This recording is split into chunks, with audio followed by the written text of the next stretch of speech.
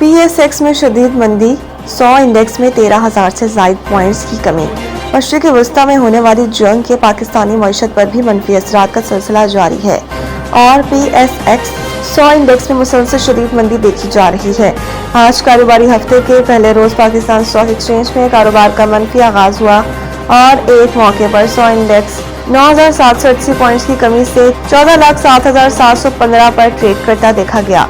30 index 6.29% कम हुआ, जिसके बाद कारोबार 45 मिनट के लिए मुअत्तल कर दिया गया। सर्किट ब्रेक के बाद पाकिस्तान स्टॉक एक्सचेंज में मनफी रुझान जारी रहा और 100 इंडेक्स 13,050 पॉइंट्स की कमी से 14,04,445 पर पहुंच गया। गुज़िश्ता कारोबारी हफ्ते के बाद पाकिस्तान स्टॉक एक्सचेंज में शदीद मनफी रुझान रहा और 100 इंडेक्स एक हफ्ते में 10,566 पॉइंट्स कम होकर 15,07,496 पर बंद हुआ। कारोबारी हफ्ते में 100 इंडेक्स 10,217 पॉइंट्स के बैंड में रहा और बाजार में 3.28 अरब शेयर के सौदे 181 अरब में तय हुए। मार्केट कैपिटलाइजेशन 1231 अरब रुपए कम होकर 17,698 अरब रुपए हो गई। मशरिक़ वस्ता जंग के असरात आलमी मंडी में खाम तेल की फी बैरल कीमत $100 से भर गई। मशरिक़ वस्ता में बढ़ती कशीदगी के बायस आलमी मंडी में खाम तेल की कीमतें बुलंद तरीन सतह पर पहुंच गई। रिपोर्ट के मुताबिक मशरिक़ वस्ता में जारी जंग और अमरीका के आबनाए हुर्मुज़ खोलने में नाकामी के बाद आलमी मंडी में खाम तेल की फी बैरल कीमत $100 से बढ़ गई। ब्लेंडेड खाम तेल की कीमत 23% इजाफे से $114.37 फी बैरल तक पहुंच गई, जबकि अमरीकी खाम तेल 27% बढ़कर $115.11 फी बैरल का हो गया। माहिरीन का कहना है कि मशरिक़ वस्ता में जंग तवील हुई तो तेल 120 फी डॉलर बैरल तक जा सकता है। अमरीका इसराइल को वाज़े पैगाम, मुश्तबा खामनाई ईरान के लिए नए रहबर आला मुंतखब। ईरान के सरकारी मीडिया के मुताबिक मजलिस खबरगान ने नए रहनुमा के इंतखाब के लिए वोटिंग की, जिसमें मुश्तबा खामनाई को अक्सरियत की हिमायत हासिल हुई। ईरान के तीसरे रहबर के तौर पर मुंतखब हुए। नौ मुंतखब supreme leader Mojtaba Khamenei Iran के आला तरीन सियासी और मजहबी मनसब के लिए रहनुमा होंगी और मुल्क की दाखिला और खारजा पॉलिसीज पर इनका असर नुमाया होगा। सरकारी मीडिया ने सुप्रीम लीडर के मनसब पर मुश्तबा खामनाई की तैनाती को तारीखी फैसला करार दिया। ईरान की मजलिस खबरगान ने कौम से इत्तेहाद बरकरार रखने और ईरानी अवाम से नए सुप्रीम लीडर से वफादारी का अहद करने की अपील करते हुए कहा है कि मौजूदा हालात में कौमी इत्तेहाद और यकजहती जरूरी है। रिपोर्ट्स के मुताबिक मुश्तबा खामनाई कई दिहाइयों से सुप्रीम लीडर के करीबी हल्के में एक बाअसर शख्सियत समझे जाते रहे और इनके पास दौरान इनकलाब के साथ भी गहरे ताल्लुकात बताए जाते हैं। उन्होंने जानशीनी के मामले पर कभी खुलकर बात नहीं की। ईरान की मुसल्लह अफवाज की क़यादत ने नए सुप्रीम लीडर मुश्तबा खामनाई से वफादारी का अहद कर लिया और कहा कि नए सुप्रीम लीडर मुश्तबा खामनाई के बयान पर अमल करने के लिए तैयार हैं। वज़ीर आला मरीम नवाज ने पंजाब इकोनॉमिक ट्रांसफॉर्मेशन कमेटी तश्कील दी। 11 रुकनी कमेटी की सरबराही सीनियर मिनिस्टर मरियम औरंगजेब करेंगी, जब सेक्रेटरी फाइनेंस कमेटी के सेक्रेटरी होंगे। ज़राए के मुताबिक Punjab economic transformation committee district level economic mapping के जरिए पोटेंशियल की निशानदेही करेगी और इकोनॉमिक ट्रांसफॉर्मेशन कमेटी इजला में इंडस्ट्री क्लस्टर बनाने के लिए सेक्टर्स की तरजीहात का तयन करेगी। इकोनॉमिक ट्रांसफॉर्मेशन कमेटी काबिल अमल इशारे और कलील मुद्दती और वसील मुद्दती टाइम लाइन भी मुकर्रर करेगी, जबकि कमेटी प्राइवेट सेक्टर्स के स्टेक होल्डर से मुशावरत के बाद सेक्टर वाइज काबिल अमल प्लान तैयार करेगी।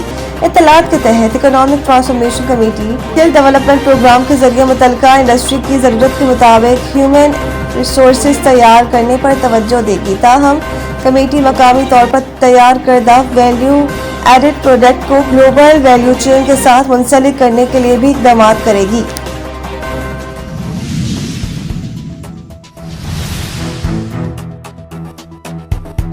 कोर्ट में मलेर के रहायशी मुख्तियार लाशारी ने SHO मुबैना भत्ताखोर एहसान मरवत और रेंजर्स एहलकार के खिलाफ 1 लाख रुपए भत्ता मांगने, गैर कानूनी हरासमेंट करने पर पिटीशन दाखिल कर दी।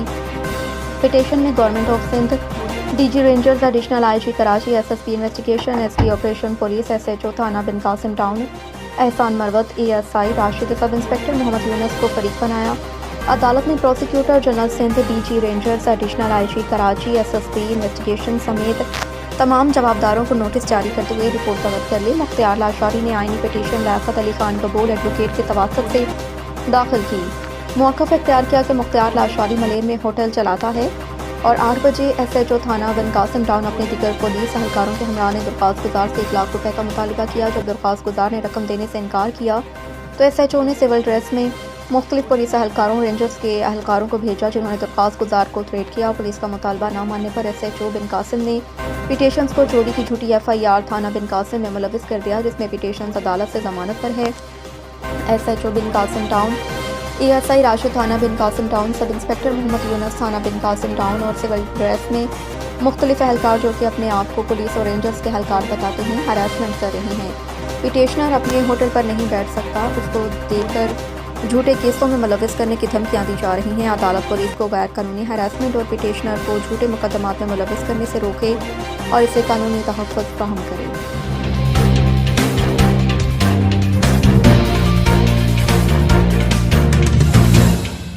سندھ ہائی کورٹ نے دادو انجینئرنگ یونیورسٹی کراچی کی جانب سے دار درخواست کو قابل سماعت قرار دیتے ہوئے وفاقی حکومت، Pakistan engineering council, additional registrar Pakistan engineering council جہاں زیب خان اور دیگر متعلقہ فریقین کو نوٹس جاری کرتے ہوئے جواب طلب کیا۔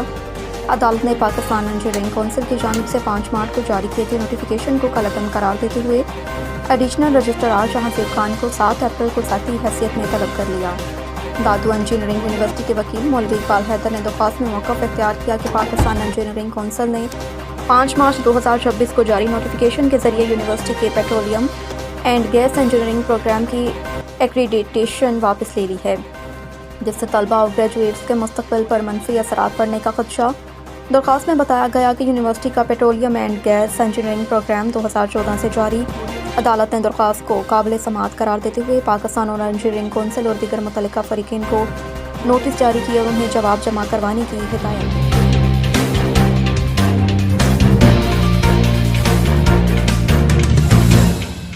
وابڈا پاک چین فرینڈشپ کپ باسکٹ بال چیمپئن شپ کا فاتح بن گیا۔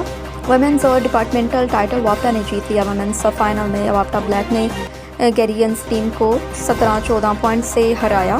نیوز 92 ایچ کے سپورٹس رپورٹر امتیاز نرنجا کے مطابق ڈپارٹمنٹل فائنل میں وابڈا گرین نے آرمی ریڈ کو 21-14 سے شکست دی اور فائنل میں زین خان کی 11 پوائنٹس کی بدولت وابڈا گرین فتح قرار پائی، جبکہ کلب کیٹیگری کا ٹائٹل YMCA نے جیتا۔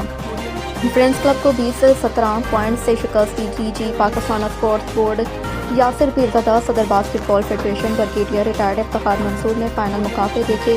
پاک چین دوستی کے 75 سال مکمل ہونے پر مقابلے اسلام آباد میں منعقد ہوئے۔ ایونٹ میں 28 ویمنز، 13 ڈپارٹمنٹل اور 48 کلب ٹیموں نے شرکت کی۔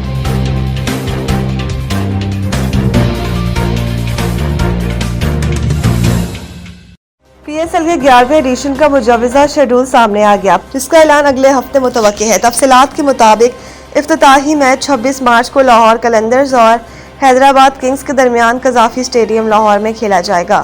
قذافی اسٹیڈیم لاہور 3 مئی کو فائنل سمیت 2 پلے آف دی میچز کی میزبانی بھی کرے گا۔